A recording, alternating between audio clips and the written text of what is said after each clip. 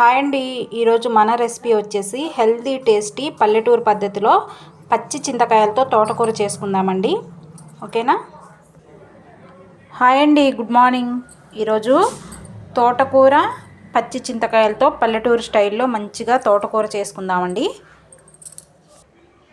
ముందుగా కడాయి తీసుకొని తగినంత ఆయిల్ వేసాను. ఇప్పుడు ఆవాలు, జీలకర్ర, ఎండుమిర్చి వేద్దాము. ఇవి కొంచెం చిటపటలాడాక చూసారా, క్రష్ చేసిన వెల్లుల్లి. ఇప్పుడు ఆనియన్స్, పచ్చిమిర్చి వీటిని కొంచెం దోరగా వేయించుకోవాలి. ఆనియన్స్ మగ్గాయండి. తగినంత పసుపు, కొంచెం సాల్ట్ వేద్దాము.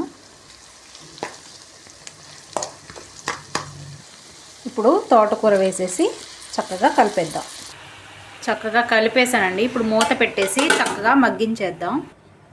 ఇక్కడ వచ్చేసి పచ్చి చింతకాయలు వాష్ చేసి పెట్టుకున్నానండి. శుభ్రంగా కడిగేసాను. చూడండి, నేను ఒక కట్ట తోటకూర తీసుకున్నాను, అందుకనే 2 చింతకాయలు చిన్నవి తీసుకున్నాను. మీ పులుపును బట్టి మీరు తీసుకోండి. తోటకూర మగ్గిపోయింది కదండి. ఇప్పుడు ఈ చింతకాయలు ఇలా పెట్టేసి ఇలాగా మూత క్లోజ్ చేస్తే ఆవిరికి చింతకాయ ఉడికిపోతుంది. ఇక్కడ వచ్చి చూసారా, చింతకాయ చక్కగా ఉడికిపోయిందండి. ఇప్పుడు దీన్ని తీసేద్దాం.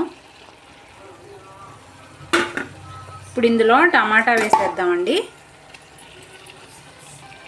తగినంత సాల్ట్ వేద్దాము.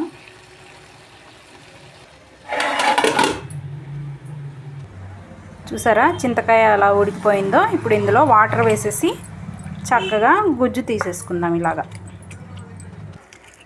ఇలా బాగా పిసికేయండి. ఇలాగా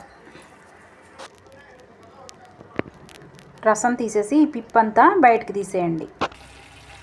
చూసారా, టమాటా చక్కగా ఉడికిపోయిందండి. ఇలా కలిపేసుకోండి. ఈ టైంలో ఈ పచ్చి చింతకాయ గుజ్జు వేసుకొని చక్కగా కలిపేసేయండి. చూసారా, చక్కగా మగ్గింది కదా. కొంచెం కారం వేయండి. పచ్చిమిర్చి వేసాం కదా, చూసుకొని వేయండి. చూసారండి, మన కూర రెడీ అయిపోయింది. ఆయిల్ ఇలాగా పైకి వచ్చేసింది కదా, మన కూర రెడీ అయిపోయింది. చూసారండి, ఎంతో రుచికరమైన ఆరోగ్యకరమైన పచ్చి చింతకాయలతో తోటకూర రెడీ అయిపోయింది.